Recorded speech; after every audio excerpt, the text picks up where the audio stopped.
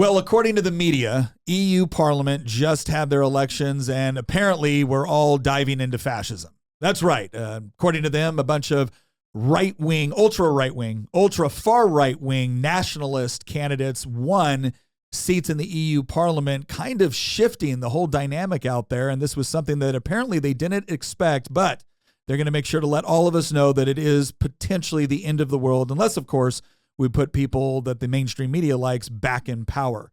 And this has implications, not just for Europe, it has implications for the United States, because a lot of the issues that cause people to win seats in the EU Parliament are also issues which are affecting the presidential election here in the United States. And so we're going to ask the question, is this going to bring about any change in the EU? Is it as bad as the mainstream media says it is, or are there some positives here, right? Does the mainstream media actually have some points about some of the political parties that won, or is it a lot of hyperbolic nonsense? Again, we're going to discuss all of that. Plus, we're also going to take a look at the fact that when you look at polls going on in the United States right now, Trump is up by 18 points in swing states.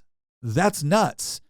Does what's going on in Europe have any impact on what's going on in the United States? All of that and more coming up on this episode, brought to you by Good Ranchers. Now, I want to encourage everyone to go into our community chat. You'll find the link right there in the show notes page. Go over into the circle. Let us know what you think of this episode and help us decide what future episodes should look like. As always, I am your host, Nick Freitas. With me in the studio, my beautiful bride, Tina, Queen of the Bees. Hello, everyone.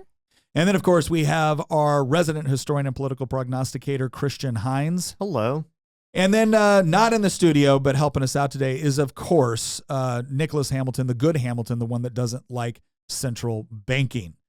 So before we get into this whole discussion and why it really is important to the United States and why I think in some ways it could be a bellwether, not just for individual parliamentary elections, which are going to be taking place in Europe, some of them unexpectedly, but also what's going on here in the United States, because a lot of the issues are similar. Very similar. When we talk about energy policy, when we talk about immigration, when we talk about crime, it turns out Europe is dealing with a lot of the same issues the United States. And again, is this a bellwether? And that's the thing that people really want to know. And the other thing that you really should know is that Independence Day is coming up in the United States, in these United States. And I always call it Independence Day.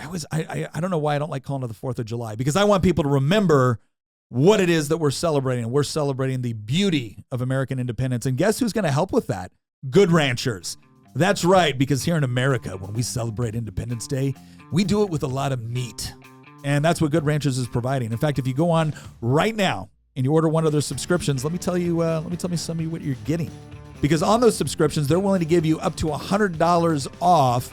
Plus, they've got a whole round of other deals. Like, for instance, you get 2 packs of All-American smoked bratwursts in every order for a year at no additional cost, right? But you got to go over to goodranchers.com. You got to put in promo code Nick, and you got to get this like now, right? Sign up for this now, because you don't want to be there on Independence Day at the barbecue with nothing in hand. Is that really what you want to be? Is that America? Is that what our founders would have wanted? The answer is no. So goodranchers.com, promo code Nick, sign up for one of those subscriptions, get up to $100 off, and get brats with your orders. Free of charge. They're just doing it for you, right? They're just doing it for you. All right. So once again, thank you very much to Good Ranchers for sponsoring this. Let's go ahead and jump into the episode. So first things first, what does the EU Parliament actually do? So to give everyone kind of an idea, the EU Parliament operates a little bit like a bicameral legislature. So if you look at the United States, we have the House of Representatives, we have the Senate, then we have the executive branch. Most European governments operate a little bit differently. You have a president, but the person that's really kind of running the legislative process and running the government is actually the prime minister, right? So again, the parliamentary democracy is a little bit different from the constitutional republic that we have.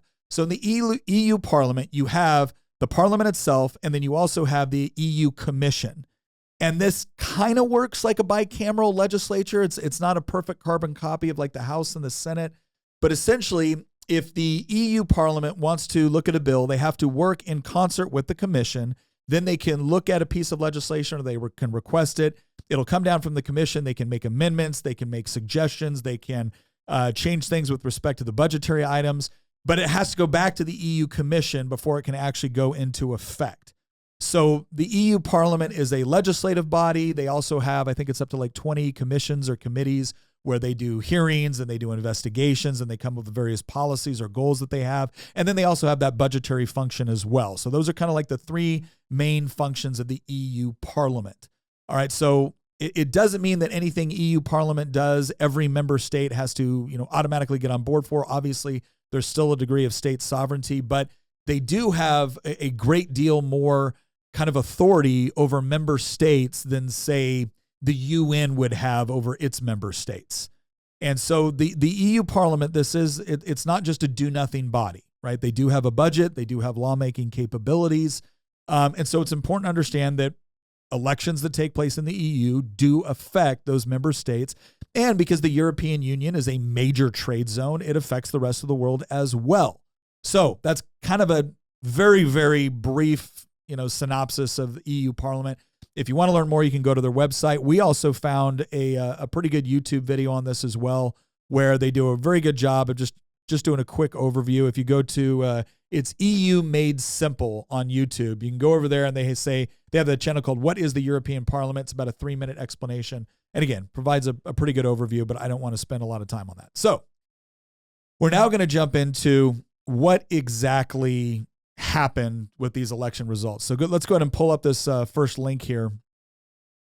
And again, for a lot of us, you're probably wondering what does this even mean, right? What is the EPP and the S&D and the ECR and all these other parties?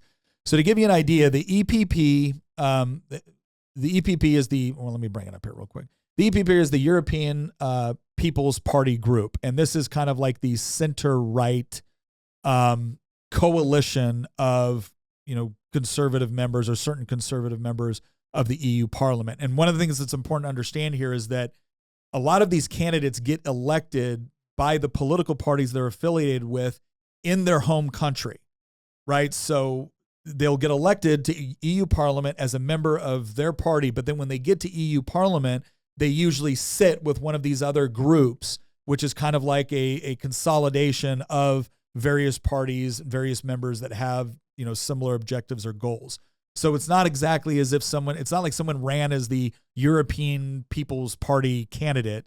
They ran as a candidate within their home country with whatever party they affiliate with. Maybe it's liberal, maybe it's conservative, maybe it's green, whatever. And then when they get to European Parliament, that's who they sit with. That's essentially who they caucus with. Is that a pretty good explanation? They're coalitions. Yeah.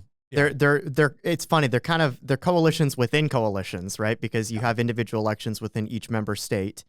And then once somebody gets elected as a member of the European Parliament and they actually go to Brussels, then they can form these caucuses, basically. And the EPP historically has basically been kind of, I don't want to say governing party because that might imply a lot more than what I'm actually trying to get across. The word might be a bit too strong. Yeah. But the EPP historically has been one of the major forces of stability within the Parliament. Usually they form... Again, coalition is not the right term here because I don't want to get across that there's a single government like there is in, say, the UK or the US. But they'll form working agreements with other coalitions.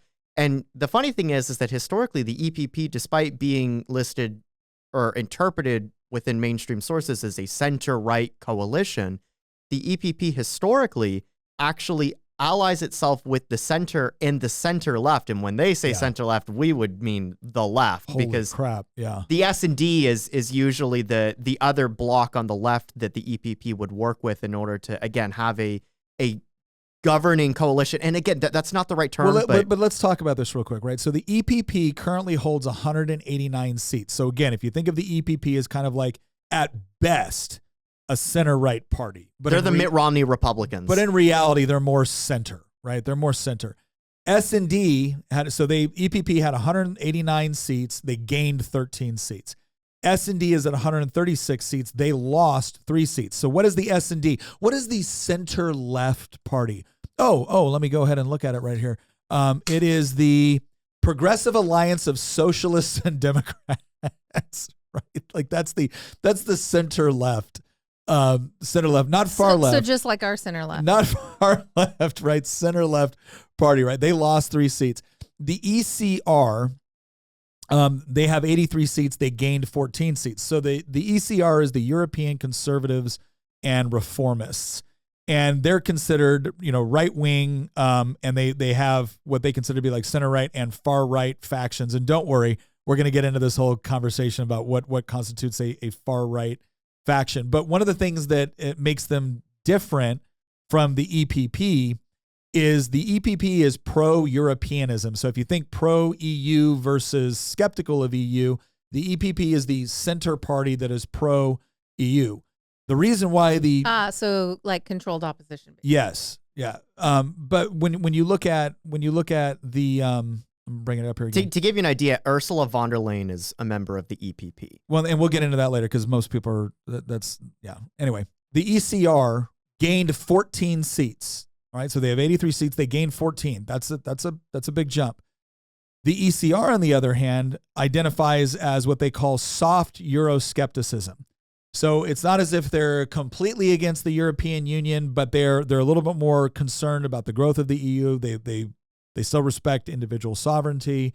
They don't like a lot of the bureaucratic state that's been growing out of Brussels. Brussels has turned into almost this like multicultural, international capital. It's a globalist center basically, and soft Eurosceptics would say something like, depending on where they're coming from, they might either be like, I'm against the EU, or if you're a soft Eurosceptic, you're probably somebody that says, it's not that I'm against the EU or the concept of something like the Council of Europe, which was something that came out of the Second World War, but they would be very much against the idea of we're going to eradicate national sovereignty in favor of this union of states, and we're going to consolidate all the power in Brussels. Yeah. So to give you an idea, like this is just kind of a description here of the Prague Declaration. So this is where the ECR sits. So free enterprise, freedom of the individual, more personal responsibility and greater democratic accountability, sustainable clean energy supply with an emphasis on energy security, the importance of the family as the bedrock of society, sovereign integrity of the nation state, opposition to EU federalism. So again, this whole concept of EU federalism, basically, if you look at the United States, right, we're a federated republic. So you have the federal government, but then you have individual states' sovereignty and governments. However, the federal government has a great deal more authority than the current EU government has over member states. And they oppose this idea of giving the EU even more authority over what they would consider to be traditional sovereignty. They believe in the overriding value of the transatlantic security relationship, so they're very big into NATO. Effectively controlled immigration and into abusive asylum procedures. This is interesting. So you would consider them to be more of a pro-immigration party, but they want it to be legal and they have a problem with some of the asylum issues. Efficient and modern public services and sensitivity to the needs of both rural and urban communities, and into waste and excessive bureaucracy and a commitment to greater transparency, respect and equitable treatment for all EU countries, new and old, large and small. So if you were to read this off, this would kind of align a lot with what you would consider to be kind of like the Republican Party's, general platform in the United States. At least what they claim to believe. Yeah, at least what Republicans claim to believe. But again, this is something where a lot of people will tell you in the media, like, oh, the far right, right? And they include groups like this. Now, the one that has probably got the media the most flipped out. By the way, I want to point this out too. There's also a Renew Europe party. The Renew Europe party actually got slammed pretty hard. So they have 81 seats. They lost 21. Now, what I think is interesting about the Renew Europe party is that they are probably they strike me as being in some ways the most moderate of these center right. They're the libs is what they really, what they are? They are the European equivalent of the Liberal Democrats. Yeah. And if you're a listener to this podcast and you live in the UK, you probably know what I'm talking about. The Lib Dems are kind of like a third party within Parliament that historically actually used to be the governing party. They used to be the chief opposition to the Tories 100 years ago, back when they were the Liberal Party. But then you had this other group called Labour that popped up and basically destroyed them from the left. So like Churchill actually used to be a liberal, and then he switched over to the Tories later on in life. And the liberals never recovered. And then in the 1980s, they merged with the Social Democrats, which were a breakaway, more moderate group within Labour. and they formed what's now called the Liberal Democrats, which exist today. But they're basically irrelevant, and they have been for a century. Now, they did briefly have a coalition government with David Cameron after the 2010 elections, and then they lost that coalition government in 2015. But the point is that you are a liberal Democrat if you are old, rich, and you pride yourself on, I'm an independent thinker and a centrist, and I don't like either major party. But what you're really doing, you're basically a neolib, is the best way to describe it. You are somebody that is very socially progressive, and you're totally fine with a giant, massive bureaucracy, but you'll say things like, oh, I'm not a socialist because I support, tax cuts for businesses, or I support corporate welfare or something like that. So you align yourself with the left 70% of the time, but you're not saying seize the means of production. You're saying things like subsidize the means of production. You're probably, I would say you're like a Democrat from the 1980s, but it's not. You're more left-wing than that. You're maybe a Democrat from the early 2000s or something like that. But again, when you look at the way that they're categorized as center or center-right, and they're pro-Europeanism, right? So they're all about more power to the EU. They got crushed. They lost 21 seats. In fact, they lost more seats. They lost more seats than any other party. And what I think is interesting about this is, again, they're categorized as center-right. So, well, gosh, if the right wing was just winning elections all night, well, no, because European voters are like, no, we don't want someone pretending to be right wing. We don't want someone pretending to be center-right. This is a big fight we have in the United States right now, right? Where you've got these, what are the Lincoln coalition Republicans, where they can't find a Republican they like unless it's a Republican that's betraying other Republicans. Yeah. And it's always this idea of maintaining some sort of status quo, because let's face it, some people actually do really, really well when they're in the minority party, because they end up being the ones that negotiate things. They end up being the ones that get their bills passed, because they don't have any real opposition to what the left is doing. They're just like, well, this is a little crazy. I'll tell you who they are. They're the jackasses that the only thing they conserve is what the left did 10 years ago, right? Yeah. Whatever the left's doing right now, 10 years from now, these are the people like, well, we've got to conserve the status quo. They never fight against the absurdity that's actually happening in the moment. In fact, they really get a kick at showing up to like the liberal cocktail parties and be like, I'm not like those other conservatives. You're right, because you're not at all, right? You're just a whatever. And to give you an idea, Renew Europe historically has been a partner of the EPP in forming, again, I'm going to keep saying governing coalition, even though I don't think that that's the appropriate term. It's fine. But point is that they've worked with the EPP in order to control a majority of the seats within the European Parliament historically. It's also worth noting that this is the first election that the European Parliament has held since Brexit. Yeah. So there's a whole batch of seats that just literally don't even exist anymore because they used to be allocated to the United Kingdom and they're not there anymore.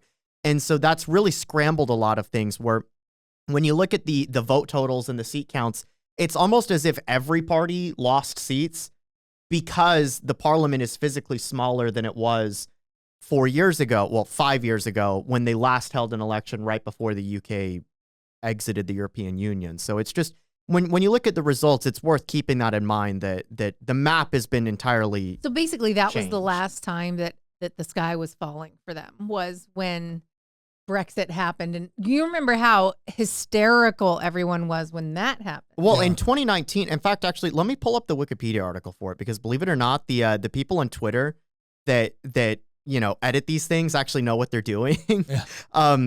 When you look at the 2019 results, you see that the Greens actually made huge gains in 2019. And so what happened is that 2019 in some ways was actually a victory for the left in the last European parliamentary election. And look at what's happened in the country since then. Yeah. So Nick was talking about how in this segment of the podcast, we wanted to talk about what happened. I mean, you brought up earlier that the Greens ended up getting demolished. Yeah, to give you an idea, the Greens lost the second largest amount of seats. They lost 20 seats. So they're at 51 seats, so they lost 20. The Greens were also the ones that were blamed significantly for the energy policy that Europe has adopted, which one of the things that's so funny about this is when Trump spoke before I think it was before the United Nations. It might have been, I think it was the UN. And he was talking about how Germany is far too dependent, and Europe, by proxy, is far too dependent upon Russia for its energy needs.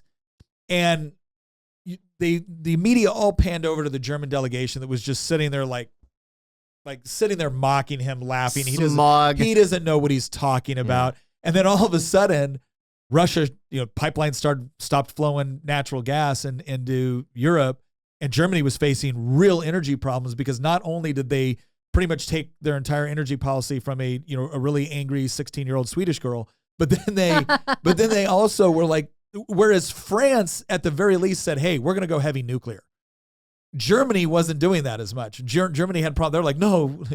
I wouldn't say as much. They were literally shutting down their nuclear They were plants. shutting down nuclear. It's like, we will do it also the sun. Right? Do you know the scandal work. that's currently there's a scandal that's been going on for a couple months now in Germany where the Greens, who are in government in Germany, there's something called the traffic light coalition in Germany where you have the SPD, which are the socialists, you have the Greens, so there's the red, you have the Greens, and committed absolute suicide, the Libertarians, the Free Democrats, which are the classical liberal, pro-free market, but socially progressive party, are the yellow part of the stoplight coalition. They're the three ruling parties in Germany right now.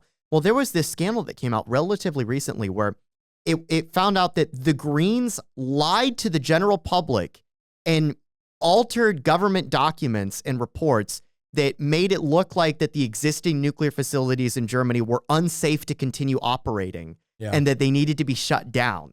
And then it came out that actually they were perfectly safe. You could have continued running them. And the Green Party lied to the public about it, which is part of the reason why opinion polling in Germany right now shows that the Greens and the Free Democrats and the SPD for that matter are all heading for just like they're heading for Tory style losses. Basically. They're gonna get crushed. They're gonna get crushed. I mean, again, when energy prices are going up that high, you're gonna get crushed, and you deserve to because you also got caught lying. So the Greens lost 20 seats, right? Now the party the group that they are probably the most concerned about, who have 58 seats, they gained 9 seats. So to give you an idea, this party was well behind the Greens with respect to their representation in EU, the EU Parliament, and they flipped it, man. They went up. So now, whereas the Greens only have 51 seats because they lost 20, the Identity and Democracy Party is at 58 seats. They gained 9.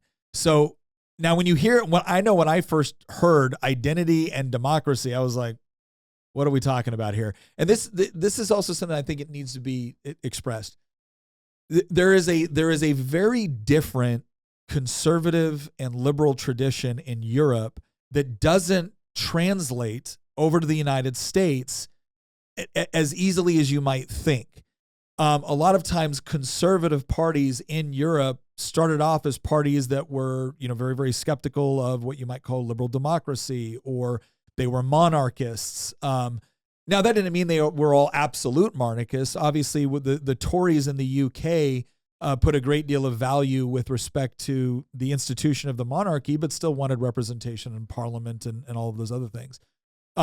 They were what we would call right-wing anti-liberal. And when I say right-wing anti-liberal, you say the word right-wing anti-liberal and everybody immediately thinks fascist, which is, I think, where Nick is going here with the designation. But that's actually not true. Right-wing anti-liberalism is a tradition that goes back to really the French Revolution. It long predates fascism. In fact, most right-wing anti-liberals would actually criticize fascism from the right and say that it's not steeped in tradition. It was not steeped in this sort of religion and culture and history that embodies a lot of what we would label the identity part of identity and democracy. Yeah. Identitarianism is this idea that Germany should be for the Germans and France should be for the French and Spain should be for the Spanish, and that there's a connection to the culture and the history and the language and the traditions within each of those countries. And this is why it doesn't necessarily translate very well into the United States. Continental philosophy and continental conservatism and traditionalism doesn't really, you can't extrapolate it over to the United States because in many respects, the United States was birthed by the Enlightenment and it was birthed by liberal traditions. And so the United States comes out of a not right-wing anti-liberal philosophy. No. It comes out of a liberal philosophy. Yeah, it comes out of a classically, again, what we would call classical liberalism, which was the idea of, again, self-determination, individual liberty, private property rights. It's important to remember at various times the conservative parties in Europe were the ones that were fighting against the idea of individual liberty, suffrage, property rights. I mean, they believed in property rights, but they also believed that there was a tier toward it based off of things associated with the hereditary title, right, and nobility, and so the American tradition kind of is rooted in that classical liberal philosophy. So when we say conservative, that's what it's focused on. That's why you don't have any party in the United States, you don't have any right-wing party in the United States of any prominence advocating for monarchy, right? You don't have anyone advocating shut up. You don't have anyone advocating for monarchy. You don't have anyone advocating for titles of nobility or whatnot. It's pretty much universally opposed within the United States. The real distinction is more between what you would call leftist ideology and classical liberal ideology. Now, it's worth noting that identity and democracy are not all like monarchists. No. Well, that's the thing I want to get to, right? Is that there's a different tradition within Europe, and part of the problem too is that there's a lot of people that talk about how World War II kind of broke Europe, and it did. World War II kind of broke Europe in the sense that, obviously, fascism and Nazism were just so incredibly horrific that any sort of association with those two things became absolutely just, again, horrendous, and as it should be, right? As it should be. The problem is that it also got passed off as this is clearly a right-wing phenomenon. But I don't think that's fair either, because when you actually look at the Italian Manifesto and when you look at the Nazi Manifesto, which was the National Socialist Workers' Party, what you actually find is a great deal in common with Marxism, a great deal in common with socialism. They were actually competing over the same voters. They were competing over the same constituencies. The difference largely between fascism and communism, or socialism in general, is that communism and socialism was very much rooted in Marx and the idea of the international proletariat, right? It was the idea that workers of the world unite, right? Mm-hmm. That was the thing. Whereas, Mussolini was an Italian socialist, but he wanted to be Italian, right? He took pride in being Italian and the nation of Italy and the history of Italy and all of that. And he wanted the greatness of Italy. And so a lot of your fascists adopted policies and principles which were very, very close to, central planning and socialism. The difference is that they would allow some private ownership of industry, but it had to work in accordance with what the state wanted it to do. You see Hitler talking about this, where he says, oh yeah, we're going to nationalize all the major industry, and we'll allow for some enterprise, provided it is meeting the goals of the Volk, right? Which he got to decide what that was. So there was a lot of similarities, but the problem is that in people's minds, it was, if you're far right, you're a fascist, you're a Nazi. If you're a nationalist, you're a fascist, you're a Nazi, because nationalism were characteristics of fascism and Nazism. If you're a right-wing anti-liberal, you must be a fascist and a Nazi. It destroyed the traditional balance. Because there used to be a lot of people in Europe that had nothing in common with fascists, certainly nothing in common with Nazis, but they were still nationalists. They still believed in the glory of France, the glory of Britain, and they were still traditionalists as well. Yeah. They viewed. I've talked about this in a lot of these movements that, unfortunately, today it gets back into the whole World War II broke Europe. It broke the understanding of the political spectrum in Europe that had previously existed long before World War II, because now anything to the right, what happened is that by the time you get to today, if you're to the right of Obama, you're a fascist. You're a far right wing. Well, and we're gonna get to that a little bit later when we talk about the left wing analysis of the right wing, because this is one of the things that I think explains what we're about to discuss in detail, and that is, why didn't the left see this coming, and what is their response to it, and why does their response to it actually mean that there's probably more of it coming? Because again, if you're not willing to say, and it's interesting too, because the Soviets, the communists, kind of got away scot-free from all of this. They talk all the day long about we got to be terrified of the far right threat. you lived in absolute fear of a nuclear holocaust in large part because of the far left threat, and yet you still have communist parties within France, within Germany, within other countries. And so it's important to understand that there's again, the reason why we say it broke Europe in many ways is because they became so laser focused on preventing fascism and Nazism, which is good. You should be focused on preventing those things. But they forgot about the extreme concept of communism and the authoritarianism that was realized within that. And the reason why I give this long explanation is because I want to now read off the ideology of the Identity and Democracy Party. And you tell me if you would consider this to be far right nationalist, like all the scary words that the press likes to use. Mid-century Germans. Yeah. Or do you, when you hear this, do you think, yeah, that kind of makes sense, right? The group lists its core priorities as protecting European cultural heritage and the sovereignty of European nations, creating jobs and growth, increasing security, stopping illegal immigration, regulating legal immigration, fighting EU bureaucracy, and preventing what it describes as the potential Islamization of Europe. Identity and Democracy also opposes the possible ascension of Turkey to the European Union.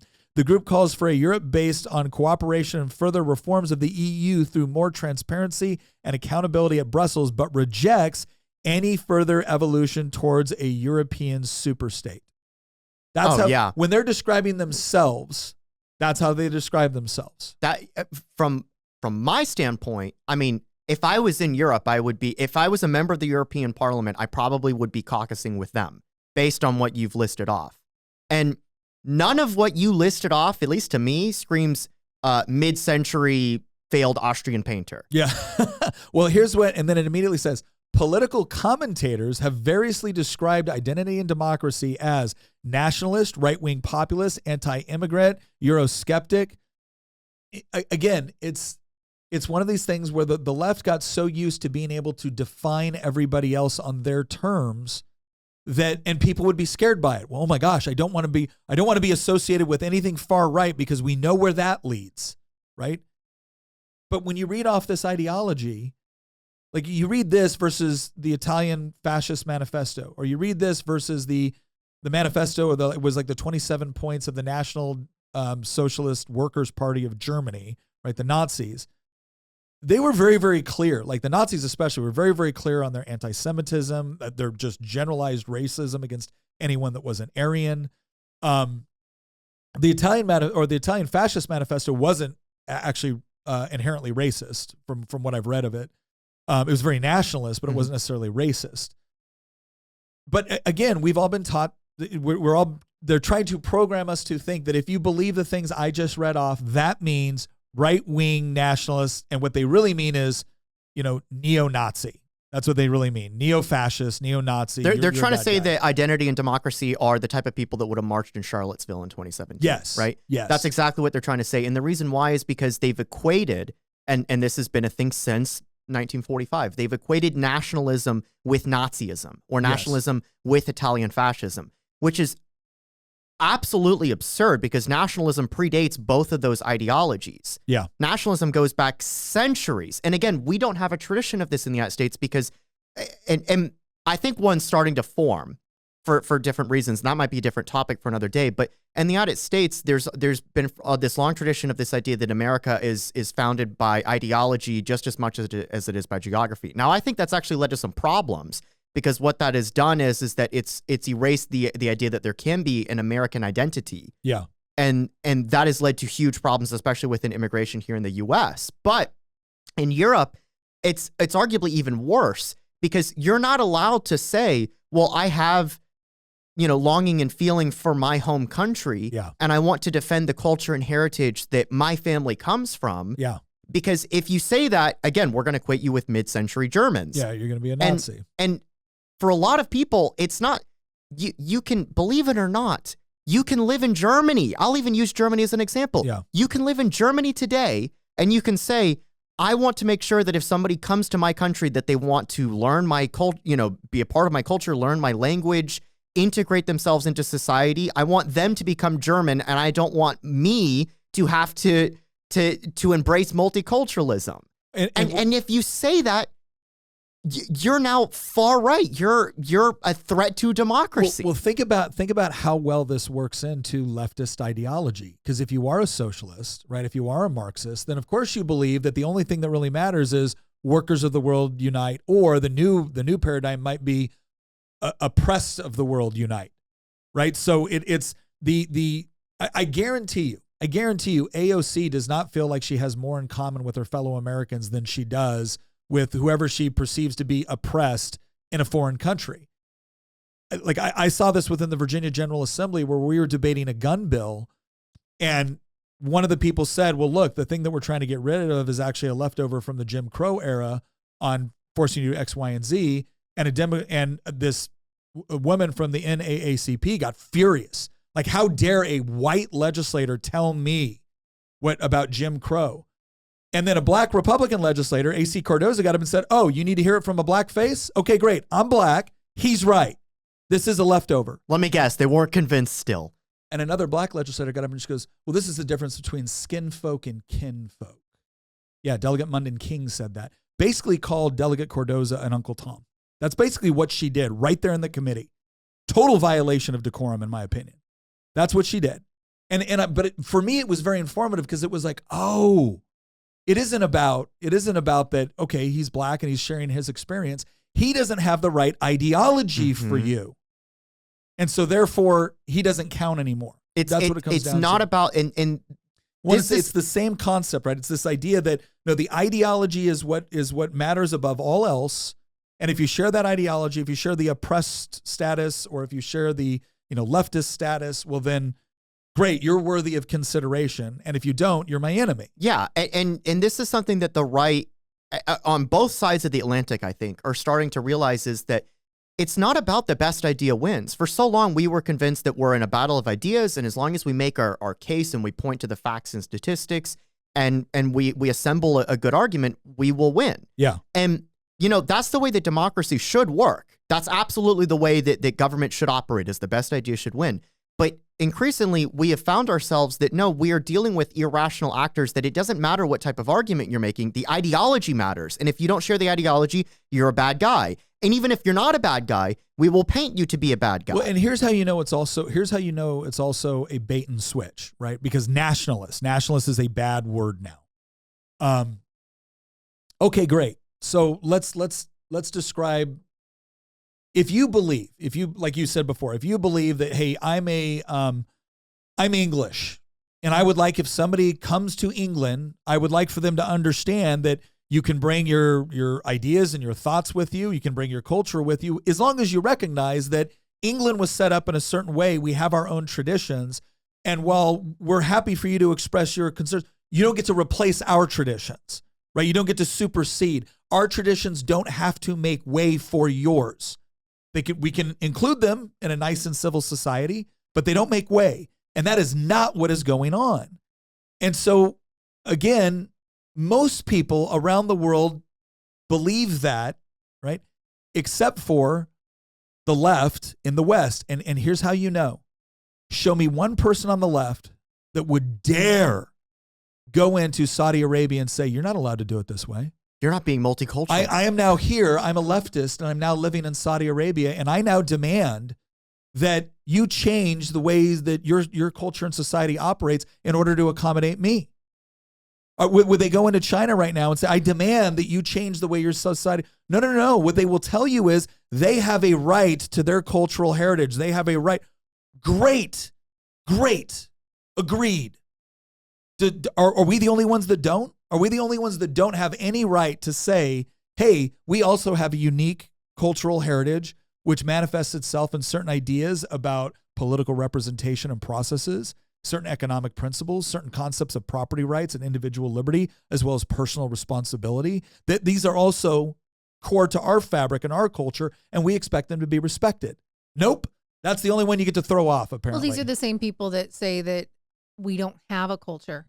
Yeah. Well, there's no culture in the United States. There's no culture. There's no culture to hearken back to. But what they mean by that is we've done our best to kill the culture in the United States, and therefore you're not allowed to reference it. We killed it. It's dead. how many members of the Progressive Alliance of Socialists and Democrats in the European Parliament would be willing to go to Beijing and tell Xi Jinping that you're not being multicultural enough? Yeah. That China is not allowed to be for the Chinese. Yes. Yeah. You don't get a place. But again, it's this like, well, do they tell they would never say that, because they would say, oh, well, they're part of the global South. They're oppressed, right?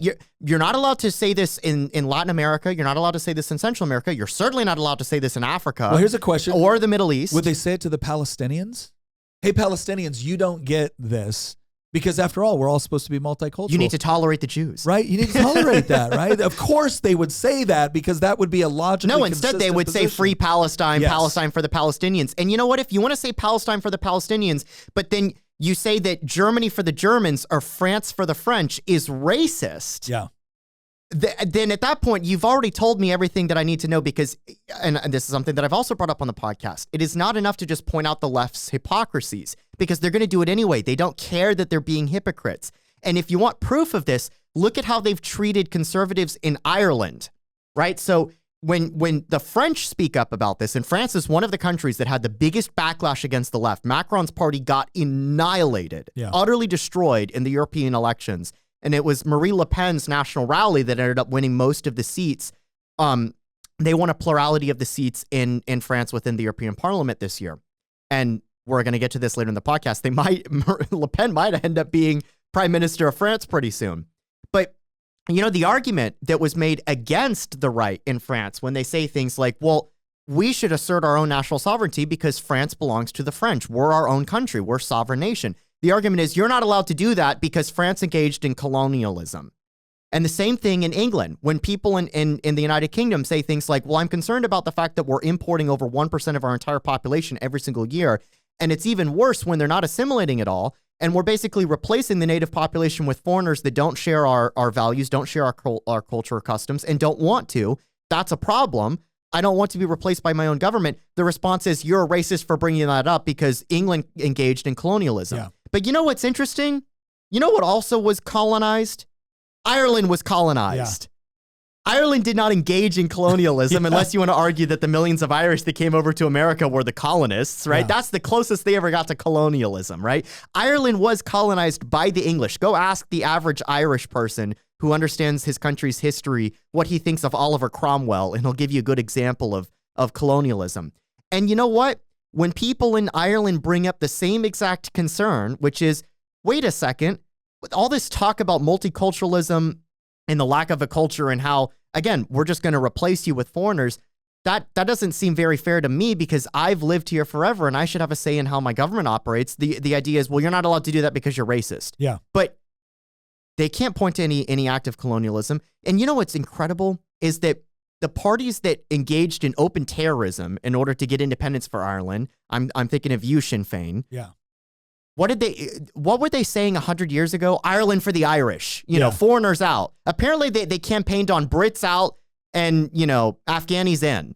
Like, I mean, that's basically what Sinn Féin campaigned on. The reason why is because Sinn Féin are really communists at the end of the day. Oh, yeah, they are. Only leaned on nationalism when it suited their purposes in order for them to obtain political power. But the second that nationalism doesn't work for the left, because the left embraced nationalism before in European history. Oh, yeah. But the second that it doesn't suit their purposes, they will discard nationalism and equate it with, again, mid-century Germans. Well, here's one of the things I think is interesting when we look at, so we've discussed what the right-wing parties are and what the far-right party is. Now let's discuss what the center and pro-democracy parties are, because this is how the left describes this stuff, right? So we have the Progressive Alliance of Socialists and Democrats. Now, if you want to go and look at on the Wikipedia pages for these respective political parties, if you want to go and look at the right ones, they will show you right up front, this is essentially what their ideology is. But then when you get into the left-wing parties, it's not quite as clear. I wonder why that is. You get the history of it. You get the presidents of the European Parliament. You get the organization.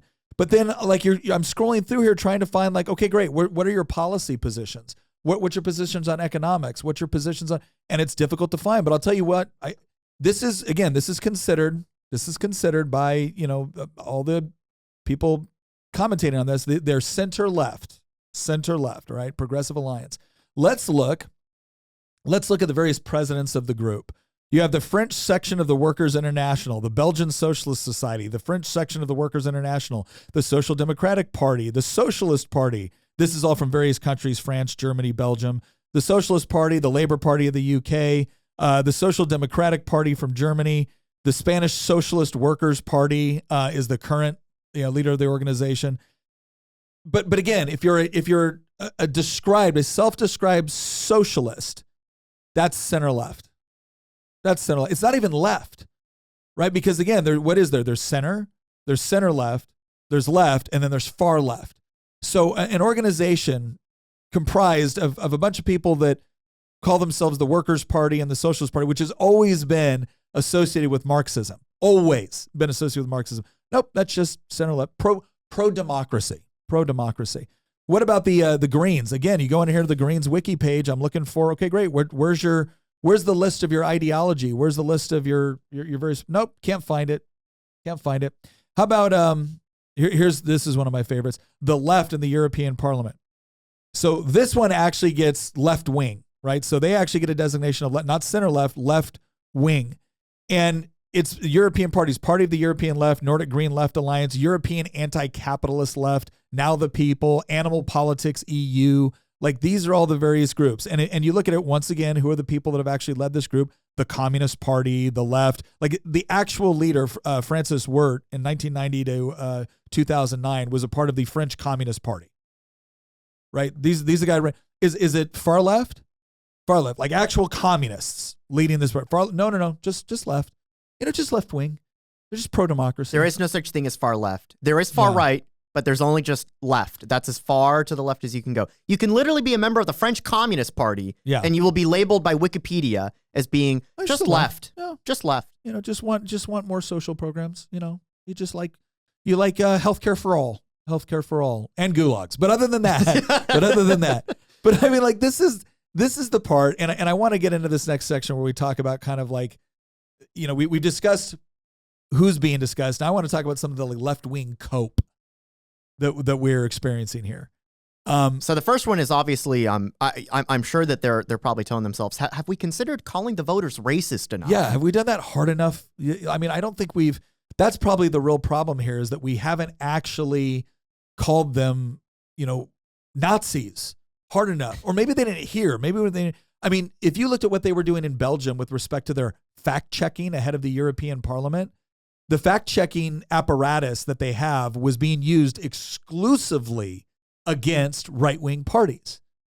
And I remember, and again, if you don't think this happens in the United States, I know most people do, but if you don't think this happens in the United States, I remember sitting in a committee back in, I think it was either 2016 or 2017. And I watched what you would have called a fairly moderate Democrat bring forth a bill that was going to set up a commission to help school children in public schools differentiate between, propaganda or misinformation or fake news and the real genuine article. And if you looked at the various people on that commission that he wanted to help set the standards for what that would look like, they were all left-wing. Now, again, the National Education Association doesn't call itself, we're nonpartisan. 99% of our campaign donations go to far left liberals and Democrats, but we're nonpartisan, right? Yeah, just like the NRA, nonpartisan. But that's who they wanted setting up rules. Well, once again, when you ask why are people on the right so skeptical of a lot of these fact-checking organizations, is because they always end up being mobilized. Like they will give the appearance like, oh, we fact-checked Hillary Clinton. We found her statement to be mostly false. See, we're neutral. And then until you get into an election cycle and you look at the overwhelming majority of who they're fact-checking and the way they're fact-checking. I know because I was fact-checked. And I remember being told that something I said was mostly false. And if you read the article, you realize that, well, actually what I said was absolutely true. I made this claim about someone's voting record. And they came in the article like, what he said about the voting record is technically right, but what he meant was this. No, I didn't. But they felt perfectly, no, that was journalistic integrity right there. We're going to go ahead and ascertain what we think you meant by the claim and then say that your claim was false, not based off of our analysis of what you said, but based off of our analysis of what you thought. Yeah. It was literally a straw man, built up in one article. Yeah. So let's look at, I love this. The big one is immigration. Well, no. We're not there yet. Oh, really? Yeah, go With back the to Cope? go back to the Washington Post. Oh, I see what you mean. Yeah, on the leftist Cope side. I want to look All at this right. Washington Post article because, first of all, this map, if you can't see it, I mean, it shows you where. I mean, it shows you which portions of the country were voting right, left, or regional. Have you seen the maps of Germany? Where No. it's like when you look at the electoral map here. Let me give you an example of this. When you look at the results within individual countries, right? So Yeah. the entire EU had an election, but obviously there were elections within each individual country. Here's the map of Germany from their election results. What does that look like? Yeah, East Germany was very Incredibly based. They all voted for AFD. By the way, I want to bring this up. AFD are everybody. If you look at any mainstream source, they would say AFD are Nazis, AFD are Nazis, AFD are fascists. Yeah. When you look at the AFD's platform, AFD supports free markets. Yeah. You know why they're listed as Nazis and fascists? Because they say we want controlled immigration. Yeah. And we want to preserve German culture and history and language and customs and all of that. How amazing is that? That once again, if you say like I want to respect our culture and heritage.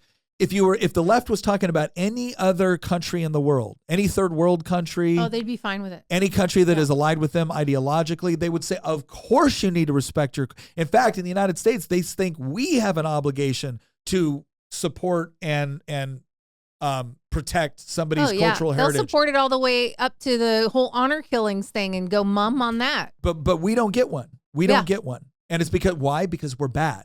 We're evil. We're mean. This gets back into the whole World War II destroyed Europe, and it's especially bad in Germany. You are not allowed to be a patriot, let alone a nationalist in Germany, because if you have any pride for your own country, if you have any connection to the culture and history of it, you must be a bad guy. And this is why the left has been able to get away in Europe. This is why the left has been able to get away with what they got away with, because ultimately in Europe, the communists won World War II, at least in the East, right? Yeah. And so and here's the thing, when the Soviet Union fell and the Eastern Bloc fell, that actually strengthened the communist movement because they never had to answer for the crimes against humanity that the Soviet Union was engaged in because there was no Soviet Union anymore. Yeah. This gets back to an older podcast that we did where you read off from like newspaper quotes from 30 years ago, where there were college professors that were Marxists, that were socialists, that said things like, I think it's a great thing what's happening right now in Eastern Europe because it means that we're not going to have to answer for what the Soviet Union does anymore. We can just have this intellectual flourishing of, now we can talk about Marxism and gender or Marxism and race. This is where you get cultural Marxism replacing the old economic Marxism as the mainstream ideology of the left. That happens after the end of the Cold War. Nick, you told me something a couple years ago. And you were like, I remember like when the Soviet Union fell and the Eastern Bloc fell. And I kept thinking like, we've won the argument. Yeah. It's over. There's no more debate to be had. Yeah. And now fast forward 30 years and you're like, what world are we living in now? Oh, yeah. Where the only people that are allowed to vote for the AFD are the ones that lived under communism, right? Yeah. You can look at the map right here. It's the clear divide between East and West Germany.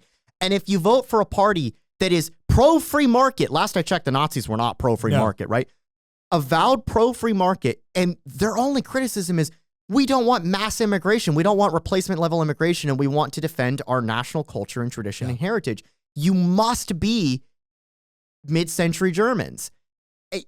Again, it's almost like people's philosophies are broken because a lot of these traditions, like nationalism, a lot of these traditions that come out of the continent, like right-wing anti-liberalism, these things don't have any history before 1933, which is absurd because when you read philosophy, you can actually trace these things all the way back to like the Greeks or the early church fathers even. These concepts actually go back thousands of years, but because of the events of the 20th century and which side engaged in, well, they both engaged in atrocities because the Nazis and the Soviets were both murderous dictatorial regimes. Yeah. But because one of those regimes was victorious in half of Europe and then ruled the continent for 40 years, and then collapsed, and there was never any sort of reconciliation for what they did, and the fact that you can take the oppressed dynamic and you can be like, oh, it doesn't work with the working class anymore, so we're just going to retool it now. We're going to turn it into a cultural form of Marxism rather than an economic one. They're able to just get away with it without any sort of opposition, and if any opposition does come up, again, you must be mid-century Germans. Yeah. No, how about I'm just a rational human being that doesn't want to be ruled by a bunch of Marxists? Yeah. No, it's you look at some of the articles. I got this one from the Washington Post up, and it's this whole idea of map the geography of Europe's far right success by Adam Taylor, because again they have to always come up with some sort of explanation that doesn't ever include listening to the opposition. Never. Like if I didn't want to listen to the left, that's impossible. It's impossible because I'm inundated with leftist ideology pretty much everywhere I go with, stuff you want. It's almost impossible to escape it. But it is amazing to me how the left can absolutely just ignore any sort of criticism, any sort of critique. It's reached obtuse levels. So he goes, what explains it? Perhaps there's one interesting factor that may have been underobserved. Simple geography. Oh, that's it. Yeah, simple geography. In the maps above, produced by Jose de Vogue, I'm not even going to try to pronounce it, and first published in the Dutch newspaper, the Volkskrant, Europe's recent voting has been mapped. On the left-hand side, you see how the votes across the political spectrum were spread out. Next to it, a map shows how right-wing populism fits in. While the maps are broad approximations, they do show how that Europe's voting habits seem remarkably consistent. For example, European cities tend to be left-wing. It's easy to spot London, Paris, or Berlin, little islands of red on the left-hand map. Not everywhere followed this rule, however. In Norway and Sweden, it's clearly reversed. Right-wing populism often finds itself most at home just outside of these leftist metropolitan areas, according to Vogdel's map. More surprising still, however, is how some voting habits seem to tie into geographical surroundings. The Economist picked up on this, noting that the flat plains of southern Sweden, East Anglia, northeastern France, Flanders, and Pandania vote for right-wing populists, while the hilly regions like Cumbria, southwest France, and most of the Alps tend to stick with the mainstream parties. Notice how it's far right versus mainstream parties. There is no far left, there is no extreme left, there is no nothing. There's far right and mainstream parties. That's it. This is the part where I looked at this, I'm like, oh, this is cope. The maps also show clear historical lines. Historical manufacturing regions such as the northwest of England tend to red, and keep in mind, red for this is the left. We're the only country in the world where red is conservative. Everywhere else it's blue. As does Catalonia. The south of Holland, once known as the Generality lands and economically deprived, is now a prime place for right-wing populism, as is Flanders, the Flemish-speaking north of Belgium, and Alsace, once a part of Nazi Germany, has long shown supports for France's National Front. Unbelievable. You know what's incredible is it was part of Nazi Germany for 4 years. It was part of the German Empire for 40 years. And before that, it was part of France, obviously. The fact that they just, they're making that connection. I'm waiting for them to you know what I'm waiting for them to do? I'm waiting for them to talk about the surge of the far right in Poland and be like, Danzig, once part of Nazi Germany. Yeah. It's now Gdansk, of course. Yeah, But I cannot believe, actually, I can't believe that they would put that. Alsace, once part of Nazi Germany. Yeah. For 4 years after they conquered France in the Battle of France in June 1940. And then at best, you could say part of the German Empire, maybe, because that was a whole generation, two generations even. But the gall of them to say something like that. Oh, yeah. Yeah. Oh, yeah. Oh, it gets worse. Let's look at Statista. Statista, which again, I think Statista really tries to publish, we're just data. We just show data and the data says what it says. Well, until you do your own commentary. And Martin Armstrong, he's a data journalist. Yeah, okay, let's go and look at that. Where Europe's far right has gained ground. On Wednesday, the far-right populist PVV Freedom Party, led by Geert Wilders, came out on top in the Dutch parliamentary elections.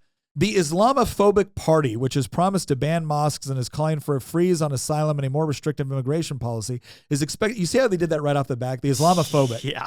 Right? There's nothing else to describe this party except Islamophobic. That's the only explanation for it. The map provides an overview of the strength of a selection of parties on the far right of Europe's political spectrum. These political parties have their differences, of course, but can be compared ideologically for, among other things, their strong nationalism and social conservatism.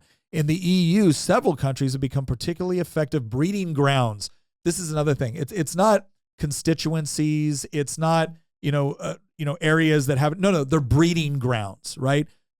Where does any one of these journalists describe, the sociology department at Berkeley is a breeding ground for left-wing activists? Never. No, we're the ones that have breeding grounds. All right. The EU and several countries have particularly become effective breeding grounds for right-wing extremism. In Poland, the Law and Justice Party came to power in 2015. In the 2019 parliamentary elections, the PIS-led United Right coalition managed to retain a majority of seats in the Polish Sejm. However, the coalition lost its majority in October of 2023 parliamentary elections. Nevertheless, it remains in front, and the PIS currently holds 35% of seats, 42% when including its coalition partners. In Hungary, Viktor Orban's Fidesz has already been in power for over 10 years and won a landslide victory in 2022 parliamentary elections. It currently holds 59% of the parliamentary seats and forms a governing coalition with the Christian Democratic NKDP. In Austria, the FPO came to power in 2017, but after a sharp decline in the 2019 elections, the party now accounts for just 16%, down from 28% in 2017. A share similar to the achieved by the Resemblant National after its historic 22 legislative result in France. In Belgium, in the Flemish Nationalist Party, Vlaams Belang, currently blah, blah, blah, blah, blah. But again, you look at the terminology that's used, right? And the reason why I call this left-wing cope, it is not because there aren't certain political parties in Europe that actually probably would meet the classification of something you should be concerned about, right? Yes. But I just wanted to point out that FPO actually came back in a big time in Austria this year. They're the far right party in Austria. Party. Yeah. But it's always the same thing, right? It's you're racist, you're sexist, because when they talk about strong, socially conservative, you're anti-LGBTQ, Islamophobic, xenophobic, fascist, right? This is the only way they know how to describe anybody to the right of Barack Obama. It's the only way they know how to describe. And there was an interesting article here. I want to bring it from the Daily Wire, because I thought they did a good job about talking about media orgs panicking after right-wing parties surge in European elections. So let's read through this. Because media organizations smeared right-wing parties in Europe over the weekend after they gained serious traction in elections across the continent as backlash grows to the political left's radical climate change agenda, inflation, and the millions of migrants that have come from the Middle East and Africa. News organizations from the New York Times to Reuters to the Associated Press labeled right-wing parties as far right, extreme right, radical right. Meanwhile, left-wing socialist parties were simply labeled as center-left and pro-democracy parties. And then they show the receipts on that. French President Emmanuel Macron was crushed by Marine Le Pen's national rally, which is set to become the country's largest political party. This is Macron speaking. The rise of nationalists and demagogues is a danger for our nation and for Europe. After this day, I cannot go on as though nothing has happened. And again, that he called for snap elections for France's parliament. But as he says, the rise of nationalists and demagogues, right? He is creating imagery in your mind. My party lost, and the reason why is because of nationalists and demagogues. Failed Austrian painter, right? Yes. In Germany, the country's center-right was leading, but the second strongest showing came from the country's Alternative for Germany, which media organizations claimed was an extreme right party. Prime Minister Giorgia Meloni, I always screw up these names, right-wing's Brothers of Italy party also made significant gains in Italy. Europe's Green parties and globalist left-wing parties suffered the largest losses in European Union parliamentary elections.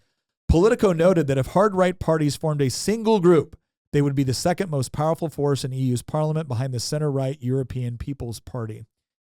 And he goes, examples of some of the scary-sounding lines the media used to describe the elections included. Reuters, it reflects a growing trend in the West to turn from the mainstream and status quo towards radical alternatives such as former and possibly future U.S. President Donald Trump.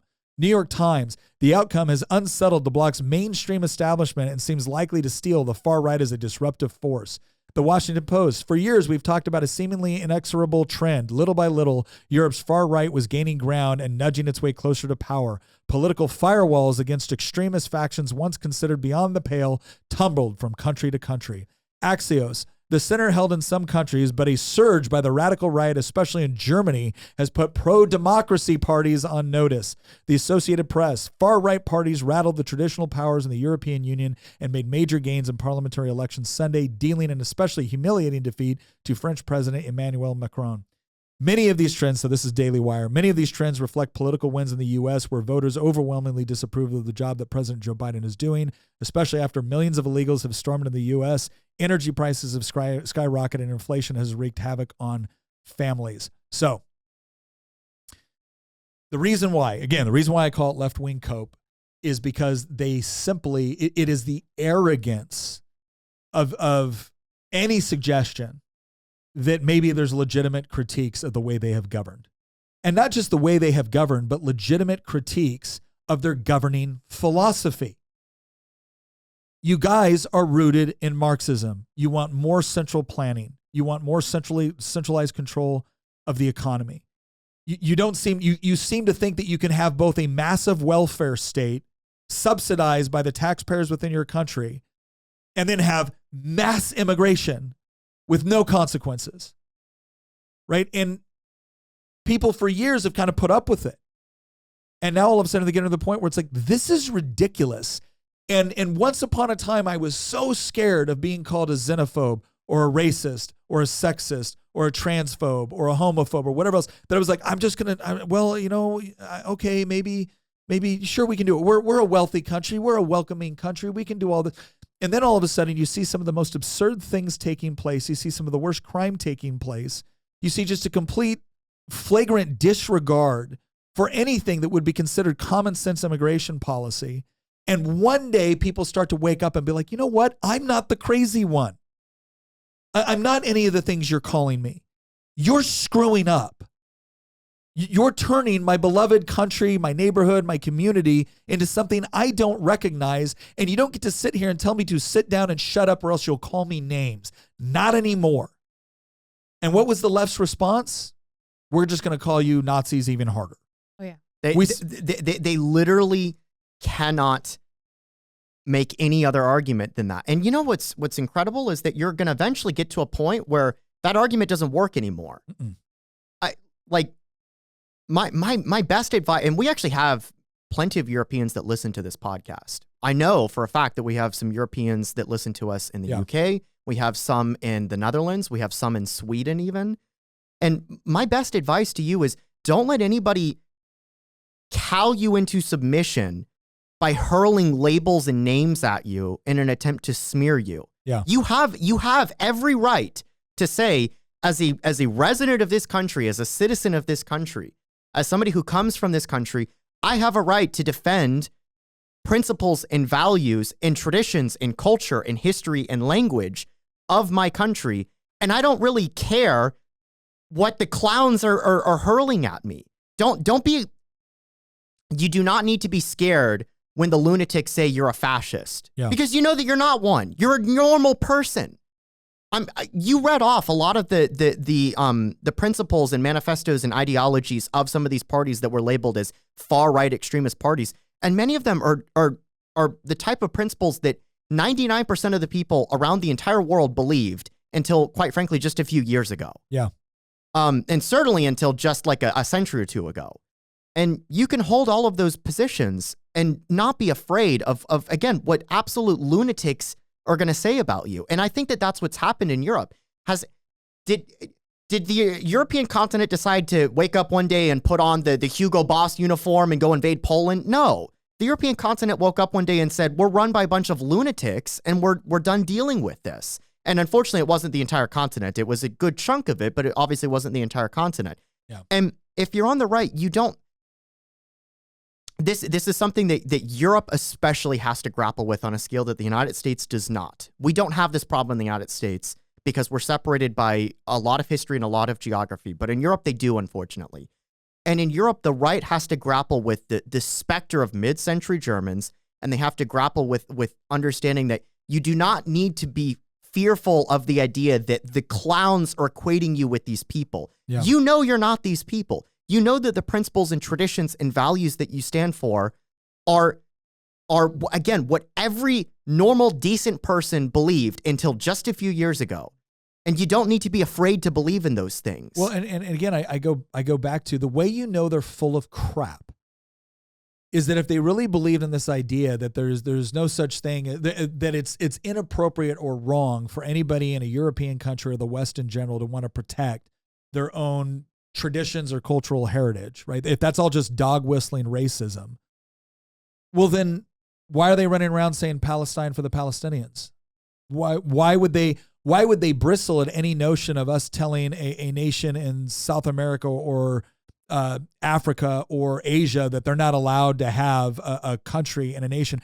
The whole reason why we had like the Peace of Westphalia was this idea that we wanted to set up nation states where people could self-determine within those nation states what sort of rules they wanted to live by within civil society without fear of being invaded because they had the wrong religion, right? And so it was this idea that, no, this is how we're going to maintain peace. And what the left has essentially done is said, no, we don't want the nation state. Marxism must dominate. We're not going to call it that, right? But the oppressors must rise up and overthrow, the oppressed must rise up and overthrow their oppressors, which is basically the same thing. And that's the ideology that needs to dominate. And these borders stand in our way. You know, workers of the world unite, right? Oppressed of the world unite under your banner, of course. In support of your political objectives, of course. The borders are racist crowd will also say things like, again, from the river to the sea. Yes. Which again tells you everything you need to know about how full of it they are. They're full of crap. They selectively apply nationalism, identitarianism, borders. Where nationalism advances leftism, they will be nationalists. It goes back to my point about how Sinn Féin were nationalist, extreme left-wing Marxists, and they proudly identified as nationalists when they were setting off car bombs in Northern Ireland in order to suit their political ends. But now that nationalism doesn't get the job done, we're going to be globalists. We're going to be multiculturalists. And we're going to denigrate anybody that wants to support Irish nationalism as being far-right extremists and racist bigots. Well, again, here's my question. If a European country, if the United States went into a South American country right now, an African country right now, an Asian country right now, came in and essentially demanded that our cultural norms, traditions, beliefs, and values, religious faiths, demanded that they be accommodated and given equal status, if not superior status in some cases, to the local traditions. You know what the left would call it? Colonialism. But yet, when it happens as a result of immigration policy, they don't call it that.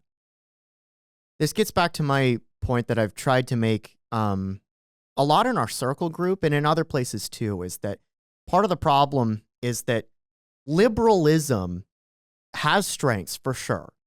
There's a balance between individual freedom and security, and I always want to lean more on the freedom side because I see what happens when, if you read enough history, you know what happens when strong men get into place. Europe is a good example of this, actually, right? But liberalism also philosophically has some terrible critical flaws that make it incapable of defending itself sometimes. And a good example of this is the multicultural aspect, right? It's when you make tolerance the foundational principle of your ideology. This gets back to one of your criticisms, Nick. Tolerance of what? Yeah. This is actually Geert Wilders' point in the Netherlands when he says that Islam, as it's being imported into Europe, is incompatible with European values and traditions and with democracy for that matter. How many democracies, how many flourishing democracies are there in the Middle East? Is Saudi Arabia a democracy? Is Iran a democracy? Do they have any sort of they'll claim they'll have elections, but it goes to the same. There was a protest going on in Canada, right? And there was a man there who was Muslim, and they interviewed him. He goes, "Well, no, we're Muslims. Of course we want Sharia law. Of course we want this." And this is the part where when somebody gets up and says, "Oh, okay, well, if you want Sharia law, if you want Islam to essentially be the not just a dominant faith, but the legal order within a society." That is incompatible with our current system as it exists. If you say that, you get accused of being Islamophobic. Okay, now if I went into Iraq, I've been there, right? If I went into some of these other countries and I said, okay, and funny, you can actually claim in Iraq, that's exactly what we did. We said, nope, you're going to have parliamentary democracy, and we're going to say that you have to live this way, right? This is the new order for it. But what's funny is that one of the biggest critiques of that came from the left. right? Came from the left. Yeah. And so this is, again, where you go into some of these places and you say, wait a second. It is not, I'm not being illogical. I'm not being racist. I'm not being sexist, right? Because again, it would be racist to assume that all Arabs believe a certain way about Islam. It would be racist to assume It would also that. just be incorrect. Yeah, it would be, and it would be incorrect, right? But it's this idea that if you're going to suggest that somebody who believes that Islam should, like an imam, which comes right out and says, yes, Islam will overtake Europe and Sharia law will dictate this. If you say, okay, that's not compatible with the way that we currently run things, that is an accurate statement. Now, if you then go and say, and therefore I dislike all Muslims, or therefore I dislike all Arabs, okay, now that's incorrect because not all Muslims think that way. Not all Arabs think that way. But if you're saying, look, we have a major transference of people that actually hold to this belief, and it is now impacting the way our country operates, I'm sorry, you're not a horrible, no good, evil, Islamophobic person to point that out. And again, I have friends that are Muslims that I fought alongside in Iraq. We have guys that we got back to the United States. They love this country and they want to preserve the constitutional order of this country while also being Muslim. I don't got any problem with that guy, right? This is my countryman right here.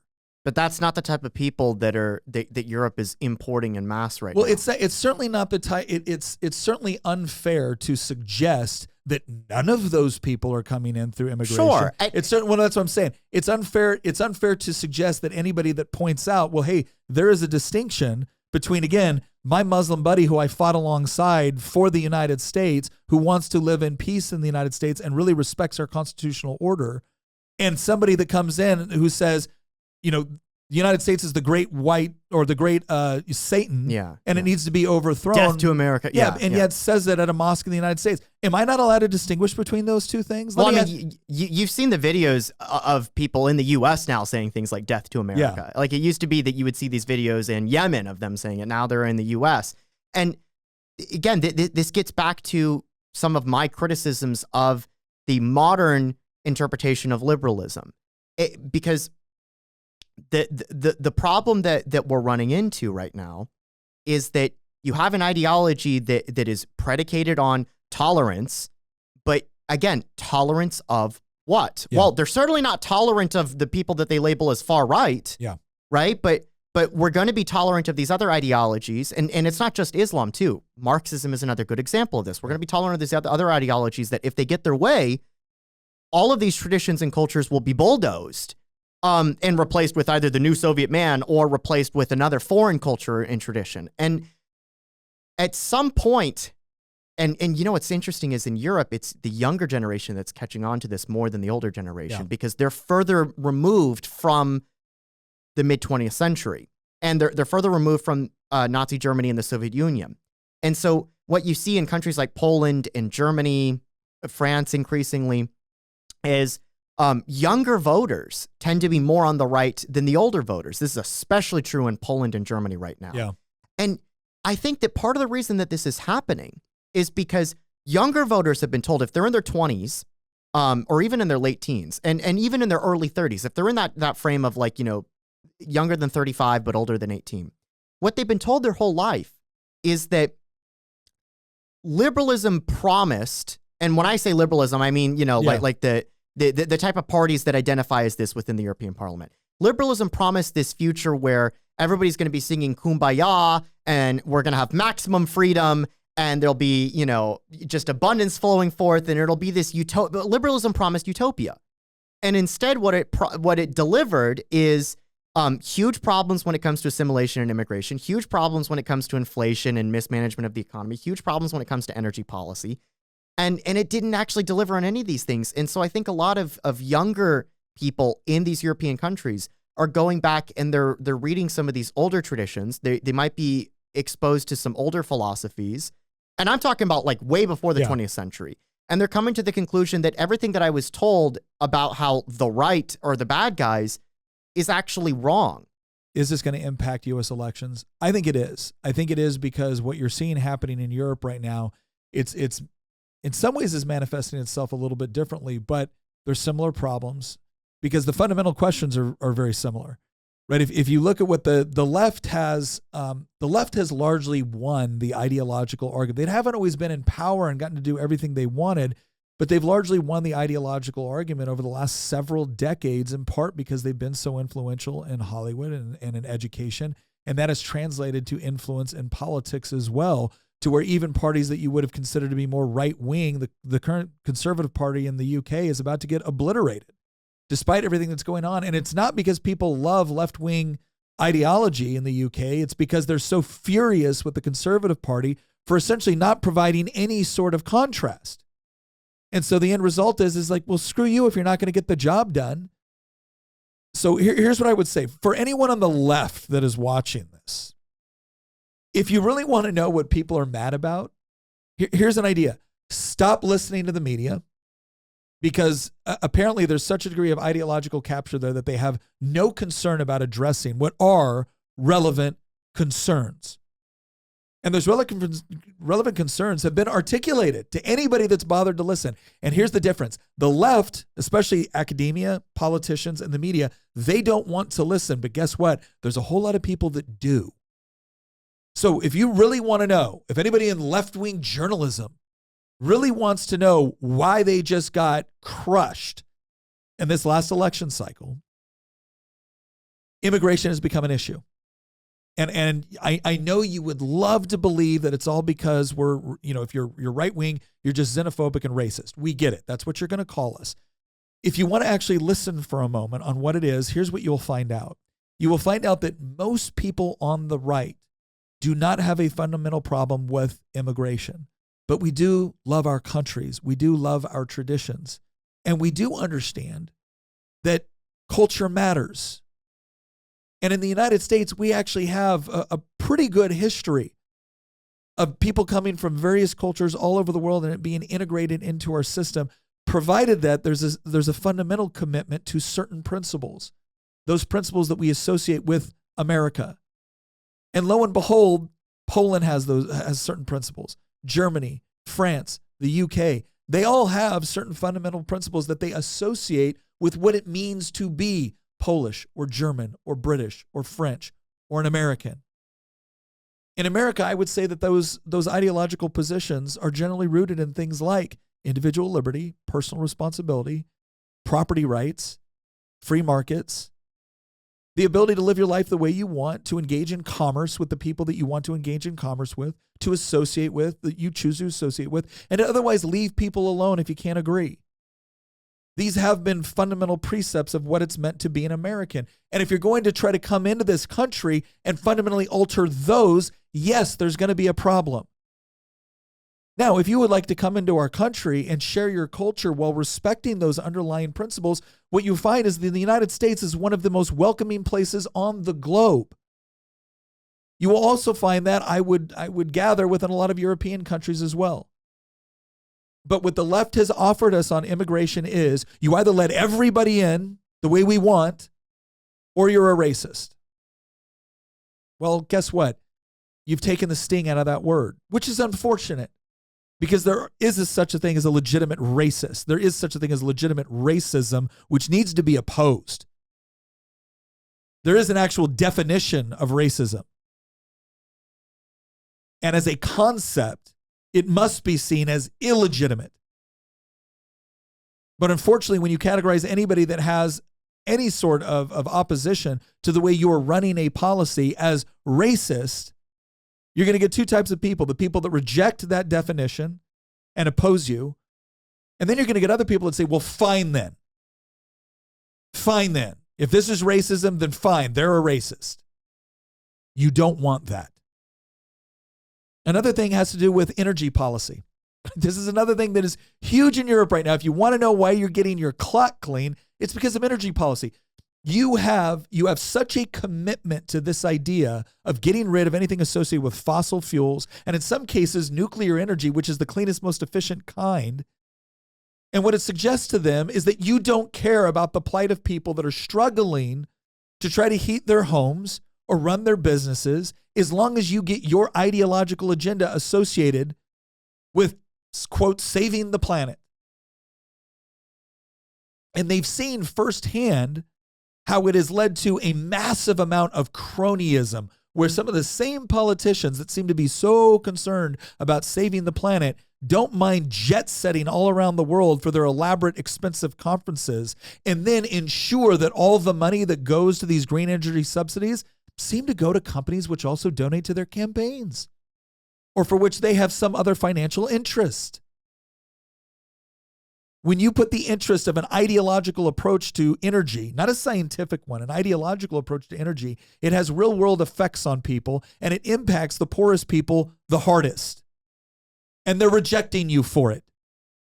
You can listen, or you can just call them all climate deniers. And I think we know what you're going to do because you're already doing it. It's the same thing with the economy in general. People want to be able to run their businesses. They want to be able to work. They don't want to be constantly told what they can do, what they can't do. They don't want to pay taxes, which fund a massive welfare state that they don't see themselves as getting the benefits from because you're too busy giving it to other people who just showed up in the country yesterday. That ties in not only with the economic policy, but also with your immigration policy. It's not that people on the right are not generous or don't wish to help people. In fact, you will find that overwhelmingly, Christian conservatives, regardless of where you're at in the world, donate the highest percentage of their income to charity voluntarily. That's not because we don't care about the downtrodden. It's not because we don't care about the people that are hurting. But when you attempt to take that charitable component, that altruistic component, and then impose it by force and turn it into a policy which breeds not gratitude for the people that made it possible, but rather a sense of entitlement and envy, it becomes corrosive and destructive within society. Finally, the other part I want to hit on here, and this is something that we're seeing in the United States, it's crime. It's crime and terrorism. When you actually have a policy which is leading to areas in France that they call no-go zones, and I know the left-wing media has done their level best to try to pretend that this doesn't actually exist. But this is once again a problem that the left has. You have done such a good job of ideological capture within the university and within think tanks that you honestly believe that you can replace reality and personal experience with carefully curated statistics. Oh, this isn't going on if you look at the data this way. I guarantee you it's going on to the little girl that gets raped in a portion of Paris because she's a Jew. I guarantee you, to the people that are having difficulty, that are living in some of these areas or adjacent to some of these areas, who feel afraid to go in them, not because some right-wing activist has convinced them it's bad, not because they're racist or xenophobic, but because there's been very, very real consequences associated with it. I guarantee you, you showing them a study you conducted is not going to make up for the real fear they feel. And because you've refused to listen to them, because it might cause you to have to look back at your own ideology and your own policies and wonder if maybe you've done something wrong. See, the problem is that you've taken every single one of your policies and you've tied them so closely to a political ideology, and that you have demonized anybody that's opposed it, that the moment you actually have to go back, reevaluate and say, gosh, maybe we should have done this differently, all of a sudden, in your mind, you've given credence to the racists, to the xenophobes, to the fascists, and you've denigrated your own core philosophy. So introspection is no longer possible, is it? Nope, just demonization. This train is going in one direction. It isn't stopping. And if you don't get out of the way, you get run over. And the way you look at it as, well, I guess they deserved it. Well, the problem now is a lot of people have woken up to that. So, by all means, keep calling us the names, keep writing your articles, keep denigrating us in the press and in the movies and in Hollywood and with your fact checkers, because what you're going to learn, which you've already started to learn in the EU parliamentary elections, and what you're going to learn in further elections, is we don't care anymore. We don't care anymore. Now, I will say this, because here's the one thing I do care about. Because the last thing I want is for elements that are trying to oppose what you're doing, who do actually hold bad values, who do actually have racist tendencies or ideology or sexist tendencies and ideology. I don't want them to become dominant in the opposition to what you're doing. I want the opposition to what you're doing to be clearly associated with concepts that every human being has inherent worth by virtue of being created in the image of God. I want the opposition to be clearly associated with the idea of free markets, genuinely free markets, not cronyism. I want it to be associated with a deep and abiding love for concepts of things like free speech and freedom of conscience, freedom of association. I want it to be associated with free markets, with property rights, with the ability to actually build something, own it, and to be able to use it for the advantage of you, your family, and your community. I want it to be associated with self-determination, and I want it to be associated with personal responsibility, where we don't buy into the idea that we can get away with whatever we want as long as the party or the group or the organization justifies it. Because I do believe in objective truth, and I do believe in objective morality, and I want those to always be the bedrocks of what we believe and what we fight for. So that's our obligation on the right. We can see how we're caricatured when we win. We can see also how we're treated when we lose. So we better not lose. But we also better make sure that when we win, and I think we will, that we do so on a firm foundation that is rooted in objective truth and morality. Because if we can't do that, we don't deserve to win, and we will create something almost as bad. Once again, thank you for joining us on Making the Argument. We hope you found this informative. Yeah, it's been a lot of fun for us. We love talking about these philosophical conversations. It's always interesting to see. Well, at least one of us does. What's going on in other areas and how it might play out for the United States as well. So once again, thank you for joining us, and we will see you next episode.